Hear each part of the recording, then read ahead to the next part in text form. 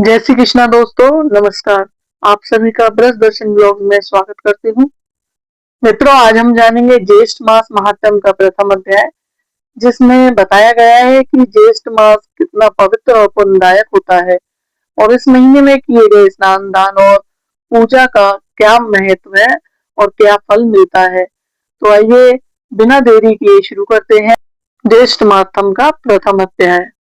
ऋषि लोग स्कंजी से बोले कि हे षडानन, हम लोगों ने विस्तार पूर्वक वैशाख मास का महात्म भी सुना, परंतु फिर भी मन को तृप्ति नहीं हुई। इसलिए सबको संतुष्ट कर देने वाला ज्येष्ठ मास के महात्म को कृपा कर आप कहिए, जिसके द्वारा श्रोताओं के पाप का नाश हो। इस ज्येष्ठ मास के देवता कौन है, इसके सेवन से फल क्या मिलता है, विष्णु पूर्वक होता है और इसके सेवन की विधि क्या है, ये सब हम लोगों से विस्तार पूर्वक कहिए। स्कंजी ऋषियों से बोले कि हे महाभाग, ठीक है, आप लोगों ने लोकोपकार के लिए उचित प्रश्न किया है। मैं ज्येष्ठ मास के महात्म को कहता हूँ, ध्यान पूर्वक सुनिए। जिस तरह समस्त देवताओं में विष्णु भगवान बड़े हैं, प्रशंसनीय हैं और प्रजाओं के पालन करता है, उसी तरह ये ज्येष्ठ मास में समस्त मासों में श्रेष्ठम अति श्रेष्ठ कहा गया है।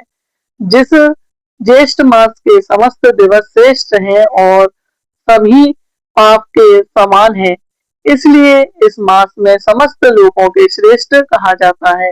इस ज्येष्ठ मास में शौच आचार से युक्त होकर प्रातःकाल स्नान आदि करना चाहिए। इस तरह दशा में तीर्थ में स्नान करने से गंगा लोगों को पवित्र करती है। समस्त पापों के नाश के लिए ज्येष्ठ मास में स्नान करें और दशामेश्वर का दर्शन करें, तो उस स्नानकर्ता का पुनर्जन्म नहीं होता।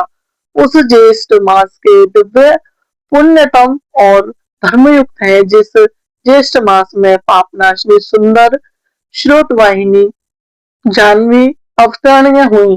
ज्येष्ठ मास के समस्त तिथियों में अधिक पुण्यप्रद दशमी तिथि दशमी पापों का शमन करने वाली है। उस दिन स्नान और दान अवश्य करना चाहिए। जल पूर्ण, घट दान, जल दान, पौसर, तालपत्र, व्यंजन दान, चंदन दान, छत्र दान, छाया दान और जूता दान, श्रमिक्रम भगवान के सब तीर्थर्थ करना चाहिए। जूता दान करने के लिए ये मंत्र या ये संकल्प लेना चाहिए कि हे केशव, कंटक चक्र आदि से रक्षा के निमित्त जूता दान करूंगा, जो कि सब स्थानों में सुख देने वाला है। इसलिए जूता दान से आप मुझे शांति प्रदान करें। छत्र दान करने से पहले ये संकल्प लेना चाहिए कि हे केशव, हे प्रभु, इस लोक और परलोक में घास से मेरी रक्षा करें। हे प्रभु, यह छत्र आपके प्रीत्यर्थ मैंने आपके चंदन रुचिर प्रिय ब्राह्मण को दिया है। और शकरा जल से पूर्ण घट दान करने से पहले, मतलब जल में शरबत की तरह जल दान करो आप घड़ा में जल डाल के, तो उससे पहले ये संकल्प लेना चाहिए कि मैंने शर्करा जल से पूर्ण घट का दान दिया है। इस शरबत से पूर्ण घट दान से 33 कुल के देवता प्रसन्न होंगे। व्यंजन दान का धर्म को शमन करने वाला श्री विष्णु भगवान का प्रिय व्यंजन श्री विक्रम भगवान के त्रिवर्त में भूसुर ब्राह्मण, भूसुर माने ब्राह्मण को मैं देता हूँ। चंदन दान के समय ये मंत्र बोले, यानी कि ये संकल्प लें, यह कपूर खश से युक्त चंदन सुंदर रुचिकर है, इसका मैं दान करता हूँ। इसके दान से देवता, ऋषि, पितर, मनुष्य तृप्त होंगे।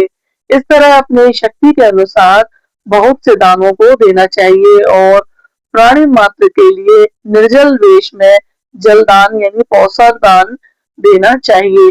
जो प्राणी मात्र के लिए जलदान देने में असमर्थ है, यानी कि प्याऊ लगाने में या जगह जगह प्यासों को, राह चलताओं को पानी लाने में असमर्थ है, वह ब्राह्मण के लिए प्रतिदिन जलदान करे। किसी मंदिर में जाके रोज ब्राह्मण को पानी पिला के आए और उसको जलदान करे। ज्येष्ठ माह में और पीपल, वट आदि वृक्षों का भी अनिर्दिष्ट जल से सिंचन करें। पौधों में जहाँ पर कोई पानी ना देता हो वृक्षों में, वहां जाकर वृक्षों में पानी देना चाहिए। जल दान से श्रेष्ठ दान ना कोई हुआ है ना कोई होगा, इसलिए सब उपाय से चारों जल दान का विधान किया गया है। जो मनुष्य ज्येष्ठ मास में नौवश जलदान को नहीं करते हैं, वे लोग घोर नरकों की यातना को भोगकर पुनः पृथ्वी पर चातक यानी पहिया बन के वापस लौट कर आते हैं। और इस विषय में पुरातन इतिहास में को भी आपसे कहूंगा।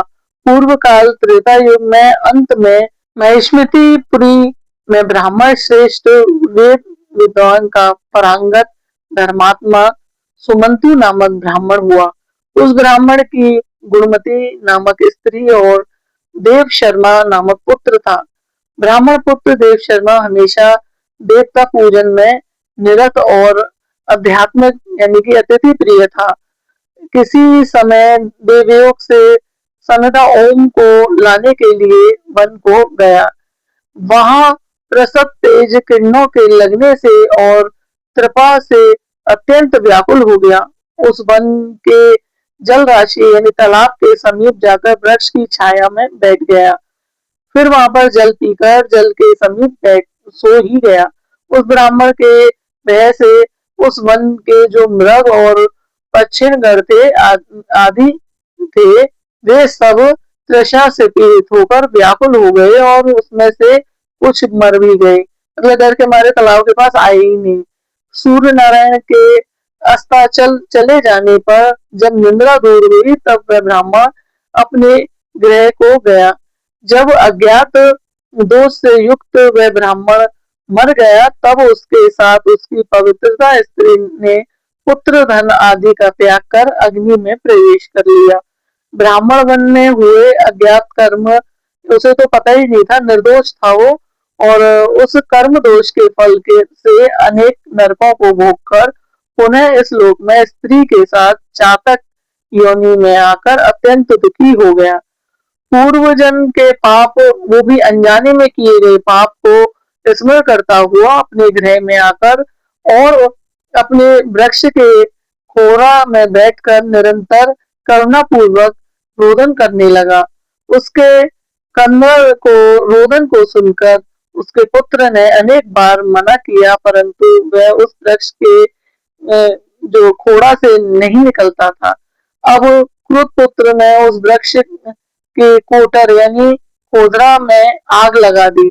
उस अग्नि के तप से दोनों चातक चातकी के पच जल गए और वे दोनों रात्रि में उस वृक्ष के नीचे जमीन पर गिर गए तथा परस्पर कष्ट को भोगने लगे। इनके लगातार कष्ट को भोगते हुए देखकर पुत्र भी विस्मित हो गया और वहां से आकर पवित्र आश्रम में जाकर उसने ब्राह्मण श्रेष्ठों से पूछा और उन ब्राह्मणों से अपने पिता के उद्धार का साधन जानकर वह अपने गृह को गया। उस ऋषि श्रेष्ठ ने विस्तार पूर्वक निर्जल देश में पोसरा को बैठा दिया और उस प्रभा के पुण्य प्रभाव से उसके माता पिता चातक योनि से छूटकर दिव्य रूप में होकर श्रेष्ठ विमान पर चढ़कर विष्णु भगवान के धाम को चले गए। हे विप्र लोग, मैंने पूर्व का वृतांत आप लोगों को कहा, जो कि जल मार्ग के अवरोध के बाद जलदान का अद्भुत महिमा वर्णित है। तो मित्रों, ज्येष्ठ मास महात्म का प्रथम अध्याय यही समाप्त हुआ। जो भी भक्त सच्चे मन से इस पवित्र महीने में स्नान दान और जल दान और भगवान का स्मरण करता है, उसके जीवन में सभी कष्ट दूर हो जाते हैं और उसे सुख शांति और पुण्य की प्राप्ति होती है। आइए हम भी इस ज्येष्ठ मास में जल दान करें अवश्य, और राहगीरों को, प्यासों को, पशु पक्षियों को, वृक्षों को जल दें और प्रभु की कृपा प्राप्त करें। अगर आपको यह कथा पसंद आई है तो वीडियो को लाइक करें, शेयर करें और मेरे चैनल ब्रज दर्शन ब्लॉग्स को सब्सक्राइब जरूर करें। जय श्री हरि।